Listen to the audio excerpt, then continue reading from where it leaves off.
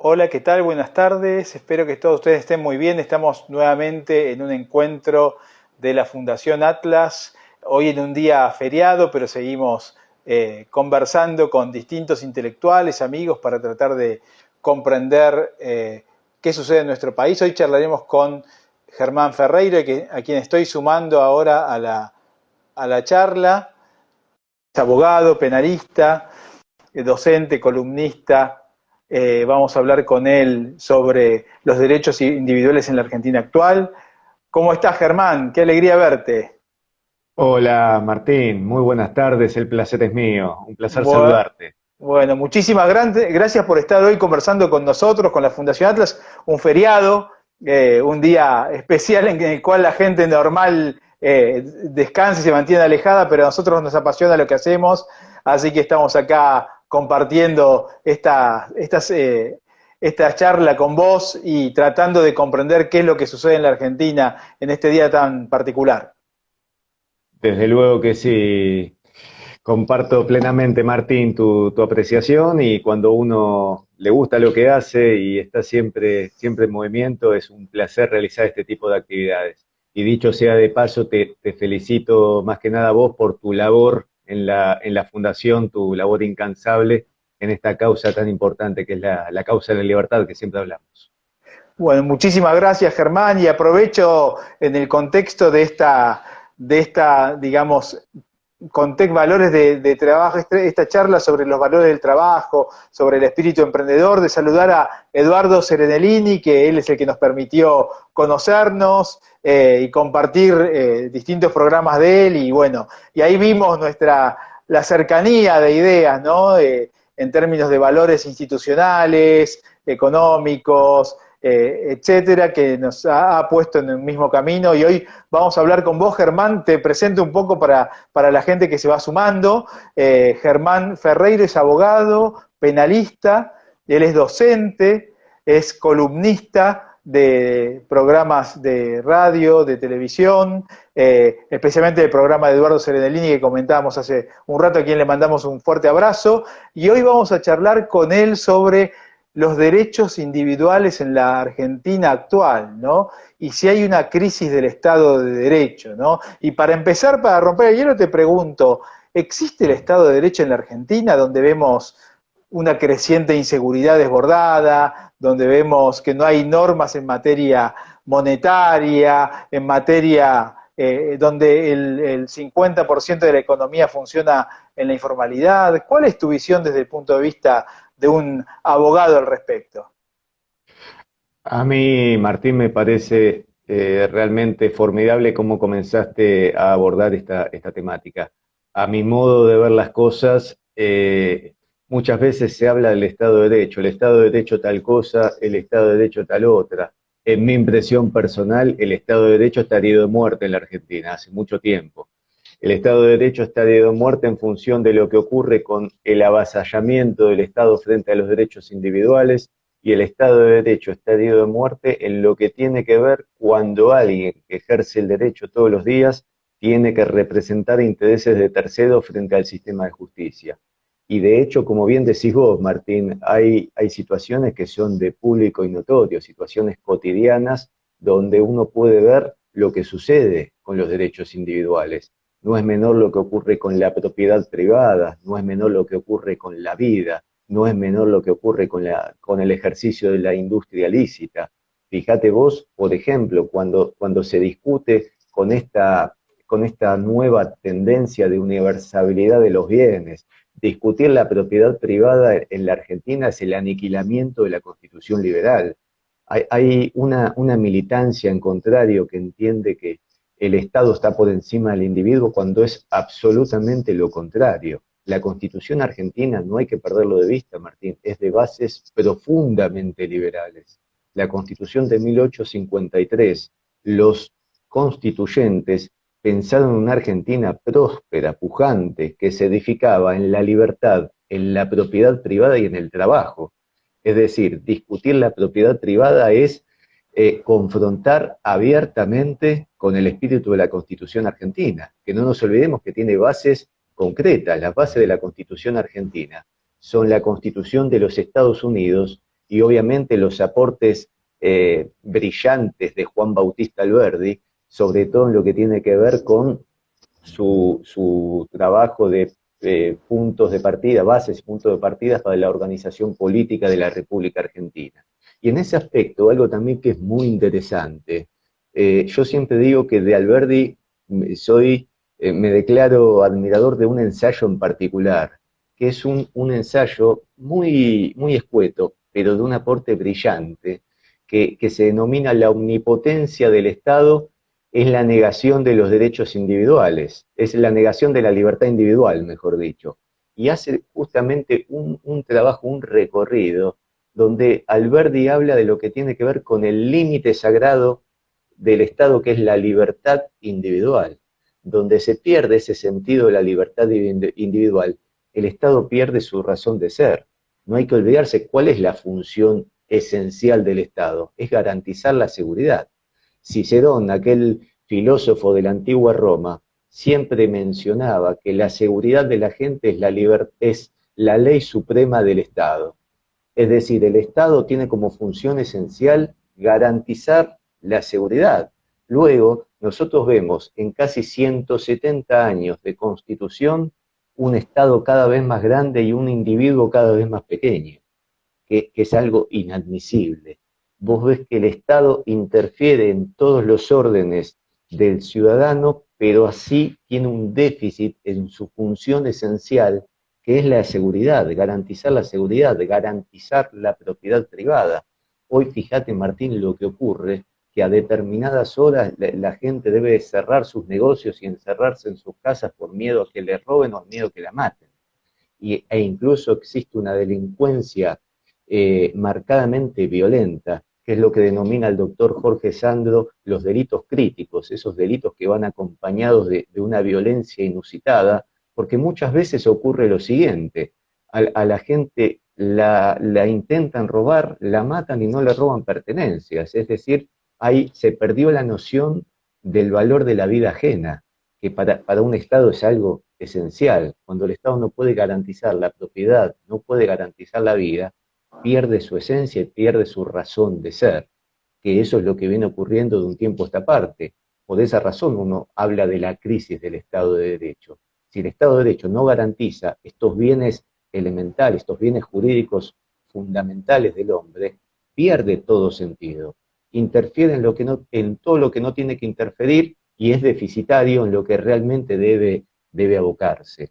Ese es el punto en concreto que uno ve diariamente y con mucha tristeza, y que se empieza a perder el origen de la Constitución argentina. Porque uno cuando habla de la Constitución, muchas veces puede llegar a pensarse que uno se aferra a una utopía, y nada más lejano. La Constitución argentina lejos está de ser derogada, está más vigente que nunca la Constitución de 1853.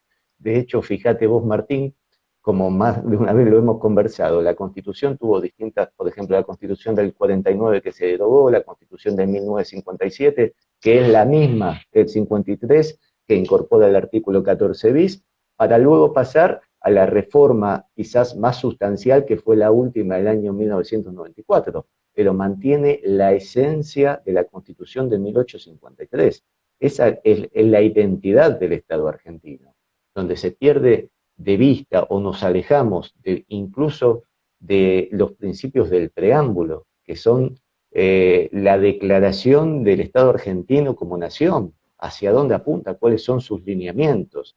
Entonces, cuando uno ve esa distancia con los derechos individuales, ese avasallamiento, no puede condecir la letra de la Constitución con la vigencia de los derechos individuales. Primero está el individuo, luego está el Estado, y la Constitución es el límite para el poder del Estado y que el individuo lo pueda hacer valer y pueda hacer cesar las arbitrariedades.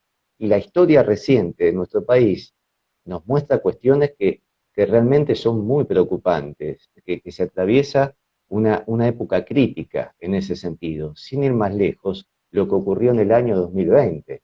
El año 2020 fue una página negra en la institucionalidad de nuestro país. Nos acostumbramos a que la República sea gobernada mediante decretos, e incluso un decreto de 10 páginas que reemplazó a la Constitución Nacional, hasta incluso coartando la libertad ambulatoria. Es decir, los poderes del Estado, la división de poderes, lo que decía Montesquieu, que el poder controla el poder, nosotros en el 2020 lo perdimos por completo, no intervenía el Congreso, el Poder Legislativo, no intervenía el Poder Judicial, Martín. El Poder Judicial, incluso a través de su máximo tribunal, que es la Corte Suprema de Justicia, la Corte Suprema es el último custodio de la Constitución Nacional e intérprete de la misma.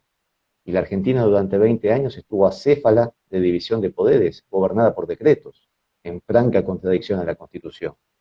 Sí, y justamente quería conversar sobre ese tema, ¿no? Porque Argentina es una república en términos de Montesquieu, del espíritu de las leyes, formalmente, ¿no? Pero cuando uno ve la acción de los tres poderes, parecen todos alineados detrás del Ejecutivo, ¿no? Con lo cual parece que somos una república desde lo formal y un régimen centralista que continúa con la tradición preconstitucional argentina, digamos, desde el punto de vista de la práctica, ¿no? ¿Vos te parece que esto es así? ¿Que hay una discrepancia, disidencia, alejamiento entre lo formal y lo real en la Argentina? Yo asiento tu apreciación e incluso esto se ve mucho en lo que tiene que ver con el Poder Judicial en su interrelación con el Poder Ejecutivo. Un gran jurista italiano, Francesco Carrara, siempre refería que cuando la política entra en tribunales, la justicia sale por la ventana. Y uno muchas Ujú. veces incluso ve lo que tiene que ver, Martín, con el derecho a la igualdad, que las resoluciones judiciales no son iguales respecto de un imputado que de otro. Por eso volvemos al comienzo, cuando estábamos conversando, que yo te decía, el Estado de Derecho, uno que ejerce todos los días, por ejemplo, en mi caso, el derecho penal, representando intereses de terceros frente al sistema de justicia, estas cuestiones las ve con mucha frecuencia, ve que las soluciones en casos similares muchas veces son diferentes.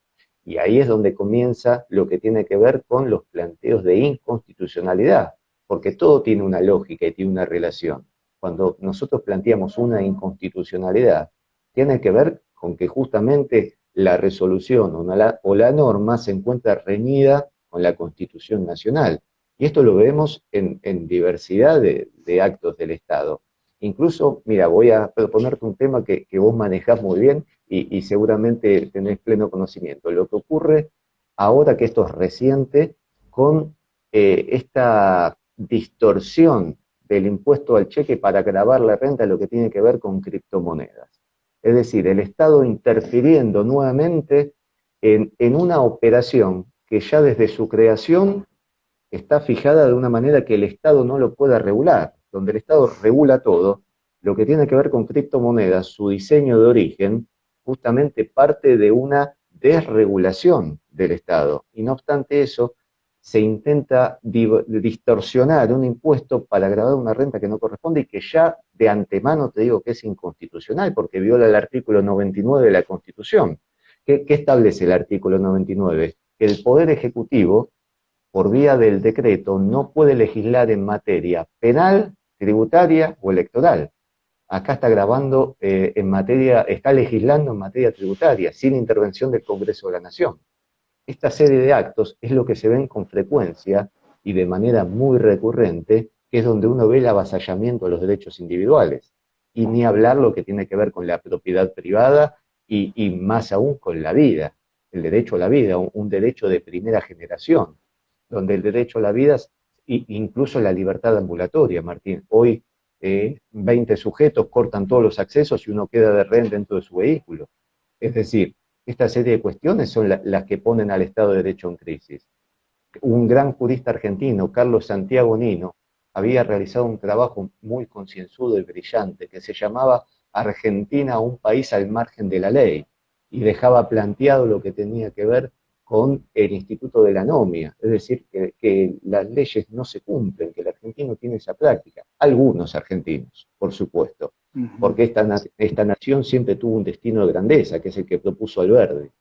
Argentina siempre tuvo un destino de grandeza y las bases de la Constitución estaban establecidas premeditadamente para varias generaciones de desarrollo y de grandeza.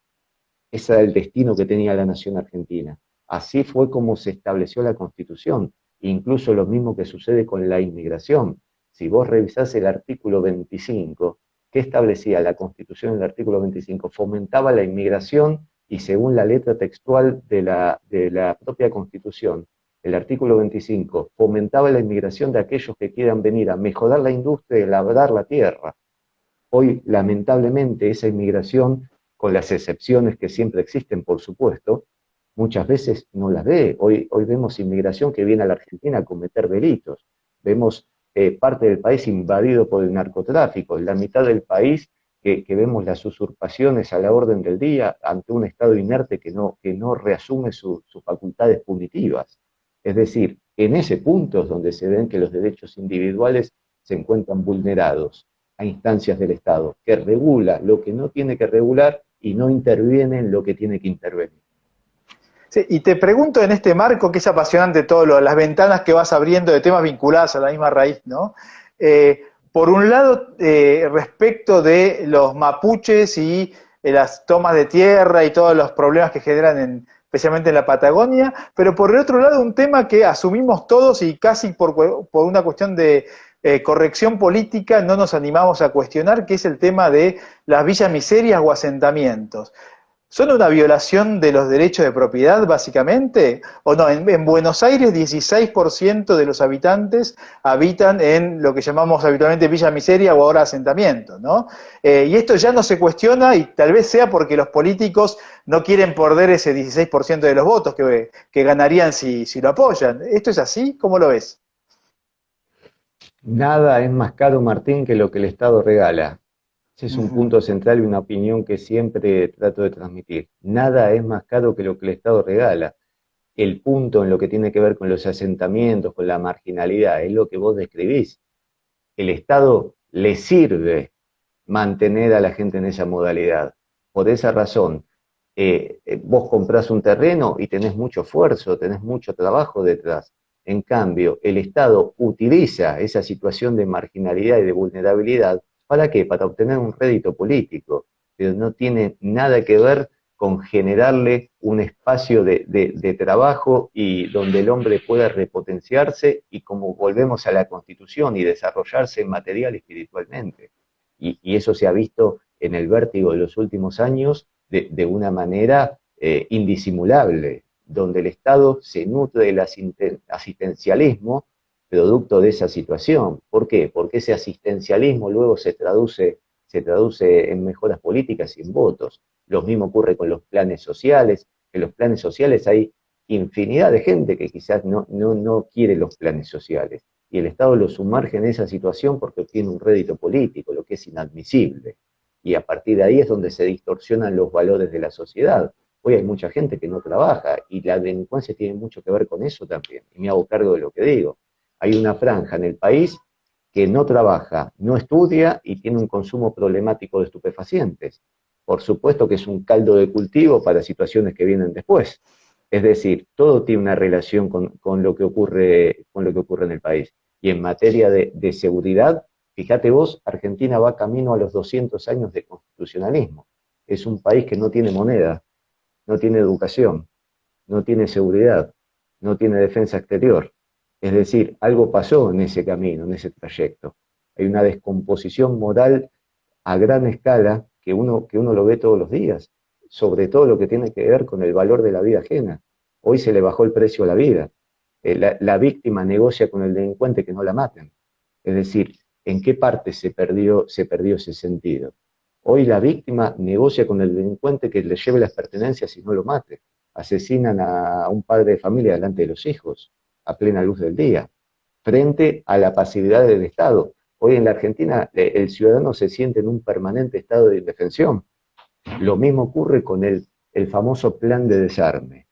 Cuando el Estado plantea un plan de desarme, ese plan de desarme parte de una falacia. Uno puede saludar la intención de que la población se encuentre desarmada, y yo lo puedo compartir, pero no se puede solicitar a la población civil que se desarme cuando la delincuencia se encuentra armada y por default instaló la pena de muerte. Es decir, es un contrasentido y es algo totalmente absurdo. Desde esa lógica es que se dan luego los resultados que vemos. Y ahí invocamos a que vos lo nombraste, a nuestro querido amigo Eduardo Serenelini. La inseguridad es el peor virus que tiene la Argentina hoy en día. Altera todos los valores de la sociedad. Tenemos víctimas todos los días. No hay una política de Estado en materia de seguridad. Lo que hace un gobierno lo deshace el siguiente y la sociedad queda en el medio. Se defiende como puede. Por eso ocurren los casos de defensa, de legítima defensa, el que se defiende como puede, a veces ocurren situaciones totalmente desafortunadas, pero producto de que el Estado no defiende a la población. Se entiende que es su función esencial. Sí, claramente, sí, y para terminar, vos hablás y pensaba en los contractualistas, ¿no? Y lo que es la metáfora de los contractualistas para mostrar cómo nace el Estado-nación moderno, particularmente Hobbes y Locke, por ejemplo, ¿no? Y Hobbes hablaba de que en el estado de naturaleza el hombre era lobo del hombre y que la vida era corta, desagradable, terrible, porque, digamos, se mataban todos con todos, ¿no? Y cuando leo a Hobbes, a veces recuerdo lo que es la Argentina actual, ¿no? Parece una fotografía de muchas zonas del conurbano bonaerense, ¿no? Donde vos, la gente que ve ahí sale de la casa y no sabe si vuelve a la casa, y justamente no hay más que normas formales, pero de un cumplimiento efectivo cero. ¿Vos coincidís con esto? Absolutamente, Martín. Y de hecho, la teoría de Hobbes plantea la necesidad de crear el Estado justamente para canalizar la violencia punitiva del Estado y evitar que la sociedad se aniquile mutuamente, porque el hombre es lobo del hombre, es malo por naturaleza.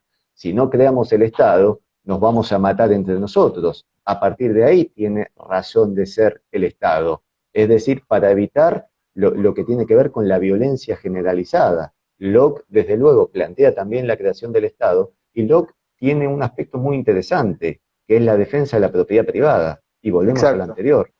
Desconocer la propiedad privada, el destino universal de los bienes y toda esa sarta de cuestiones que uno no, desde luego, y me hago cargo de lo que digo, no comparto. La propiedad privada es la razón de ser del Estado y sobre todo de la Constitución argentina. Lo mismo que la industria lícita. Hoy en día, cuando uno quiere ejercer una industria lícita, tiene que golpear la puerta del Estado, le dan una lista con 30 impuestos y recién ahí puede ver si puede ejercer su industria lícita. Y ahí nos remontamos a la máxima de Ayn Rand, cuando adviertas que para producir tenés que solicitar la aprobación de los que no producen nada. Entonces, toda esa serie de cuestiones, por supuesto que genera situaciones de violencia. La persona que trabaja todos los días, que invierte en el país, que produce, que quiere progresar, que forma a sus hijos, se encuentra con esta serie de cuestiones y no es casual lo que ocurre, Martín, y esto se dice con mucha tristeza, con mucha gente que empezó a abandonar el país el último tiempo, lo cual es gravísimo. Hay que volver a esa esencia de lo que fue la Argentina, de las pautas rectoras de la Argentina. Yo escuchaba días pasados en un búnker de campaña a un dirigente que leía el preámbulo de la Constitución Nacional. Es decir, no es que uno lo dice desde un abrazo utópico a la letra de la Constitución. El preámbulo es la identidad de la nación argentina. Hacia ese lado tenemos que ir, hacia esa esencia. Recuperar los valores de Alberdi, que fue una obra jurídica perfecta, yo me declaro alberdiano, una obra jurídica perfecta, avanzada al resto del mundo. Incluso, fíjate vos, y es un autor que más una vez también lo hemos conversado, Hayek escribe su obra cumbre, Los Fundamentos de la Libertad, 100 años después de Alberdi, sobre temas que Alberdi ya había elaborado, ya había trabajado. Alberdi fue un lujo para la nación argentina, una de las mentes más evolucionadas, y ordenó jurídicamente la nación, y la obra jurídica de Alberdi, la Constitución, es perfecta. Los poderes se controlan mutuamente, enaltece al individuo en su máxima expresión. El individuo es la razón de ser. El Estado se limita a funciones esenciales. Potenciando el individuo es donde crece el conjunto. Y eso es lo que se empezó a perder, Martín, de un tiempo a esta parte. Germán querido, muchas gracias por esta posibilidad de conversar con vos de temas tan profundos, las raíces institucionales de la Argentina y cómo recuperarlas. Te agradecemos, invitamos a todos los presentes a que sigan a Germán, abogado penalista, docente, columnista, en las distintas redes sociales, especialmente en Instagram, que lo sigan en las columnas que comparte en Radio Perfil junto con Eduardo Serenelini los días sábados al mediodía de 12 a 14. Te agradecemos mucho y en pocos minutos va a estar disponible esta entrevista, pocos segundos en Instagram ya no live y en un par de horas en las distintas redes sociales. Muchísimas gracias, Germán, por esta posibilidad. Martín, querido, un fuerte abrazo, te agradezco enormemente la invitación y un gran saludo a toda la Fundación Atlas. Un gran abrazo, muchas gracias. Abrazo para todos. Chau, chau. Nos vemos.